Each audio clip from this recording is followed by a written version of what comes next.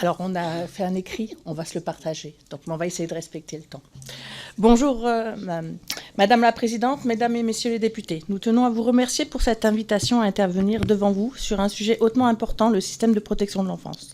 Notre organisation CGT porte une grande responsabilité lors de cette audition en représentant l'ensemble des professionnels publics-privés qui concourent au quotidien de la protection des mineurs. Il s'agit bien d'aborder l'avenir de milliers d'enfants, mais aussi de professionnels en charge de leur quotidien et de leur accompagnement.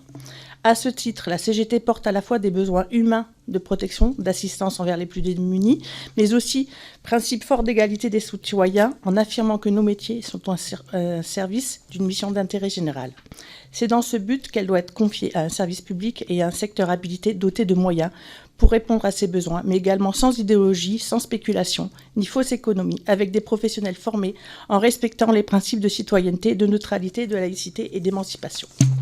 Aujourd'hui, malgré les quelques avancées législatives disséminées et spécifiques au secteur, nous dénonçons l'absence de volonté politique cohérente et de moyens financiers permettant aux professionnels de répondre aux besoins des jeunes et de leurs familles. Ça fait plus de 10 ans que la CGT interpelle les différents ministres en charge du dossier sans que ceux-ci prennent la mesure de la situation. L'absence d'une réelle politique nationale et la fragmentation des territoires entraînent des dysfonctionnements graves dont l'État, par son immobilisme, est responsable. Et ce, malgré des nombreux rapports alarmants de ces instances, IGAS, CESE, Cour des comptes. Le dernier rapport sur les dysfonctionnements de la protection de l'enfance, rendu le 8 octobre par le Conseil économique, social et environnemental, met en exergue des pistes d'amélioration à opérer. Il est nécessaire de renationaliser la protection de l'enfance, notamment quant à son financement et les orientations politiques publiques. Une question se pose. Qu'est-ce qu'un professionnel qualifié en protection de l'enfance ? Ce sont des métiers. Il ne s'agit pas uniquement de gérer un quotidien, mais bien d'avoir une approche globale du jeune et de sa famille pour les aider et les soutenir. Nous le rappellerons, il faut du temps pour construire une relation éducative, permettre un questionnement, une mise en confiance afin de construire le projet du jeune et de sa famille. Le manque de temps est l'élément majeur des difficultés rencontrées par l'ensemble des acteurs sur la prise en charge des mineurs. Un manque de temps pour les professionnels afin de créer la relation éducative pour permettre à l'enfant et préadolescent et aux parents de poser leurs valises, souvent trop lourdes à porter. C'est toujours le temps. Le temps, c'est de l'argent. Mais c'est avant tout, dans la protection de l'enfance, le seul moyen pour exercer l'accompagnement de façon qualitative. La relation humaine demande avant tout avec les budgets qui permettent son existence. Les parcours de vie nécessitent de se poser, de réfléchir, d'échanger, de retomber pour mieux se relever. Vouloir rentabiliser, économiser le temps ne fait qu'empirer les situations de ces jeunes et de leurs familles. Nous avons affaire à des personnes souvent désabusées d'un système social qui les oublie, les exclut et qui maintenant ferait semblant de s'intéresser à eux et ne le serait qu'en surface au lieu d'accompagner. Il remonte de tous les services de la protection de l'enfance que les professionnels ont trop de familles, trop de jeunes à suivre, en même temps en milieu ouvert, en internat, en enquête sociale, en suivi. Ils ont le sentiment de faire du mauvais travail. Pour notre organisation, il y a une évidence. Si la problématique pouvait être réglée en 10 séances chez un psychologue ou par 6 rendez-vous éducatifs, la situation se serait améliorée depuis des années. Et si les situations complexes, lourdes et passives se résolvaient si facilement, vous, députés, vous auriez aussi la solution rapide pour régler le marasme politique dans lequel le pays se trouve. Aujourd'hui, le constat est simple. Les mesures de protection en milieu ouvert sont mises en œuvre trop tardivement, plus de 6 mois, voire 1 an après les décisions. Les mesures de placement mises en place par les départements pour pallier en place en institution sont remises en question par les décisions de la Cour de cassation. Nous sommes inquiets des décisions que cela va entraîner. L'ensemble du territoire national est concerné, alors que les places en MEX ou en famille d'accueil manquent déjà cruellement. Il faudrait qu'il y ait des moyens accordés jusque-là pour l'ensemble de ces mesures de protection judiciaire soit garantie, assurant ainsi la qualité des interventions. C'est ce jeu incessant de la concurrence des places ouvertes ou fermées, du besoin de répondre aux nouvelles idées qui vient fortement impacter les services de la protection de l'enfance. Le constat est amer et connu de toutes et tous. Notre organisation dénonce le manque de places en hébergement, la suppression de structures de postes au gré des orientations politiques du département, les places des mineurs en hôtel qui persistent sans suivi éducatif et psychologique, les mesures budgétaires où les services tels que la prévention spéciale ou les services jeunes majeurs servent de variable d'ajustement au budget des départements. Une inéquité de prise en charge sur le territoire national encore plus prégnante lorsqu'on parle de prise en charge pour les mineurs isolés étrangers, suivant le département d'accueil. Le travail en suractivité, notamment en pouponnière, problème du syndrome de glissement.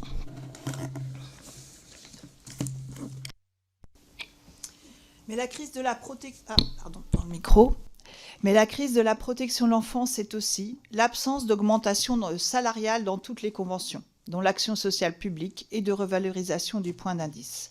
Les professions sont souvent exercées par des femmes et nous constatons que nous sommes loin de l'égalité salariale à compétences équivalentes à d'autres secteurs.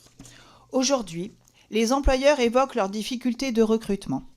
Mais dans les négociations conventionnelles, toutes propositions pour des améliorations et de revalorisation salariale sont bloquées. Notre organisation requiert pour la énième fois la reprise des négociations salariales pour le public et le privé dans les conventions. C'est l'absence de versement et ou de financement de l'indemnité Ségur Laforcade et de l'inéquité de traitement entre professionnels, ceux qui y ont droit et ceux qui exercent dans le public ou dans le privé. Dans le privé, le Ségur Laforcade a été arraché... Dans le privé, pardon. Le Ségur Laforcade a été arraché par l'action syndicale et la mobilisation des salariés. Mais il reste encore un trop grand nombre de professionnels exclus. Des employeurs, des départements ne le financent pas et menacent de ne plus le financer. Des plans de sauvegarde de l'emploi sont en cours dans différents établissements dans notre champ d'intervention, alors que les besoins de la population augmentent. Nous sommes très inquiets pour la future convention collective unique et étendue. Nous craignons que la seule intention soit la mise en place d'une convention collective unique étendue, au rabais, articulée autour de salaires au mérite et de séquençage de l'accompagnement. Ce sont des établissements où les accords d'entreprise maintiennent les salariés dans des conditions de travail précaires, délétères, indignes, voire culpabilisantes, qui s'apparentent de plus en plus à du bénévolat, à de l'exploitation. Nous citerons SOS Village d'Enfants, Fondation Granger, à Pige 49, et il y en a d'autres. Des dérives managériales, de l'autoritarisme pour imposer des délais intenables et pratiquer une politique du chiffre pour répondre à des injonctions supérieures. L'augmentation des discriminations syndicales, des discriminations des professionnels dénonçant le manque de moyens et la dégradation des conditions de travail de toutes et tous. Aujourd'hui, des jeunes meurent, des professionnels meurent, notre secteur se meurt. L'État doit lui aussi prendre sa part de responsabilité pour assurer, via les départements, une prise en charge d'une réelle équité et de qualité pour chaque enfant et chaque famille accompagnée. Les orientations budgétaires du projet de loi de financement de la sécurité sociale seront sur ce point déterminantes. Nous ne pourrons accepter une baisse des subventions de fonctionnement pour les départements. Ils ont en première prérogative la gestion des solidarités. La solidarité dans notre pays est un principe fondateur de notre système républicain. L'État ne peut pas se dégager de sa responsabilité non plus en matière de solidarité sans réellement permettre aux départements de tenir leur mission. Notre secteur connaît une grave crise de recrutement, mais aussi beaucoup de départs de salariés qui ne s'y retrouvent plus éthiquement. La question du sens au travail est clairement posée pour un grand nombre de professionnels. Les faibles salaires, les conditions de travail dégradées et l'absence de travail éthique, du sens donné à la mission, sont responsables de la désertion du secteur social. Ce sont là les réels problèmes d'attractivité. La réforme des diplômes de niveau 6 des métiers du travail social, éducatrice spécialisée, conseillère en économie sociale et familiale, éducateur de jeunes enfants par exemple, est présentée comme une solution au manque d'attractivité. Nous n'avons pas du tout la même analyse et les chiffres des centres de formation du travail social le démontrent. C'est le contexte d'arrivée en formation via Parcoursup, ainsi que la découverte des contextes de travail qui amènent un tiers des étudiants à partir en cours de formation. Ces mêmes conditions de travail entraînent à leur tour un autre tiers à quitter le secteur une fois en poste. Changer les formations en les nivelant par le bas n'améliorera pas le recrutement, il accentuera le turnover et entraînera une baisse de la qualité des accompagnements.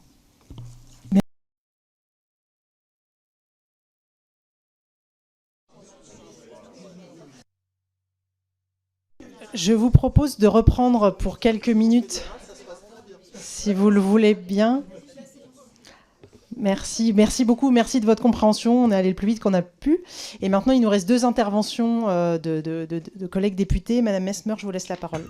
Merci Madame la Présidente. Déjà, je voulais revenir sur ce que Marianne Maximi disait. J'ai entendu qu'il n'y avait pas d'obligation à transmettre les questions et les réponses, mais vu qu'on travaille en bonne intelligence dans l'intérêt des droits de l'enfant et de la protection de l'enfance, et étant donné les questions resserrées qu'on a et les réponses resserrées, je ne vois pas de difficulté à transmettre ces réponses, donc je préférais le dire. On a beaucoup parlé de conventions collectives, de fonctions territoriales, fonctions hospitalières. Du département dans lequel je viens, où j'ai exercé, les travailleurs sociaux qui étaient en fonction hospitalière avaient beaucoup de difficultés à évoluer sur leur poste. Donc je voulais vous entendre là-dessus. Et on m'a signalé aussi la baisse croissante de concours ouverts aux conseillers territoriaux socio-éducatifs, du coup avec beaucoup de difficultés d'évolution et un recrutement plutôt administratif dans les directions enfance et famille. Donc je voulais aussi vous entendre sur ce sujet. Ensuite, on a auditionné la défenseuse des droits, la défenseuse des droits qui aujourd'hui enquête sur 10 départements dont on partage un territoire commun avec Madame Gento. Donc j'aimerais bien savoir si vous aviez été aussi auditionné, entendu au moins par les délégués locaux et comment les départements vous écoutent. Est-ce que le dialogue est ouvert? Comment vous pouvez rentrer en discussion avec eux sur ce que vous nous avez signalé? Et ensuite, je suis d'accord avec vous, Madame Gento, nous ne pouvons pas entendre ce que vous nous dites et constater tant de défaillances dans la protection de l'enfance et la mise en danger des enfants, tout en votant un budget de 5 milliards d'austérité supplémentaires pour les collectivités territoriales. Donc nous votons contre ce budget, évidemment. Moi, je voulais vous entendre sur ces obligations d'austérité aujourd'hui, celles qui sont déjà présentes et celles qui viennent. Comment vous voyez l'évolution dans notre champ d'intervention actuellement, là, dans les 5 prochaines années, même dans le très court terme, dans 2 ans, avec tout ce que vous nous dites sur les déplacements d'enfants. Moi, j'ai accompagné un enfant de 4 ans qui a fait 21 placements en 1 an. Donc je comprends tout à fait ce que vous dites et j'alimente. Donc voilà, vous entendre sur tout ça. Je vous remercie.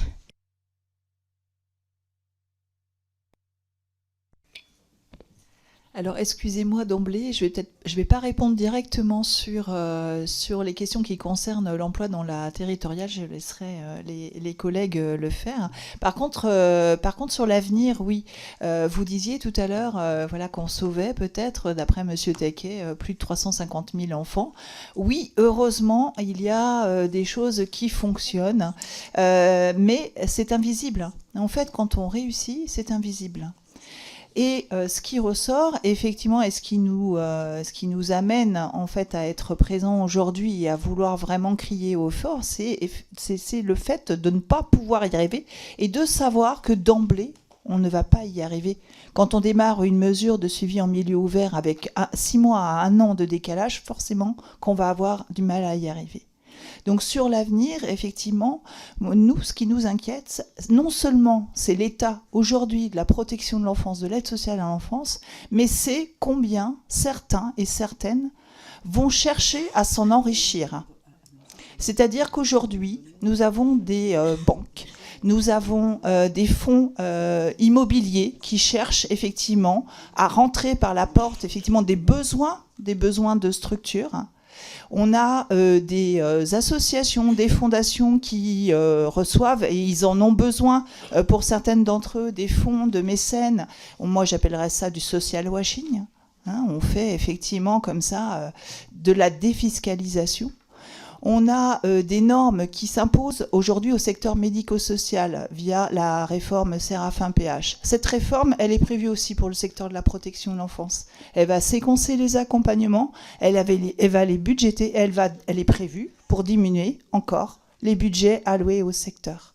Donc l'avenir de la protection de l'enfance, non seulement je ne vais pas revenir sur tout ce qui a été dit, il faut vraiment garantir la prévention d'autant plus aujourd'hui, parce que c'est vrai que là, les moyens ne sont pas suffisants et on va avoir on a des requins qui arrivent sur notre secteur.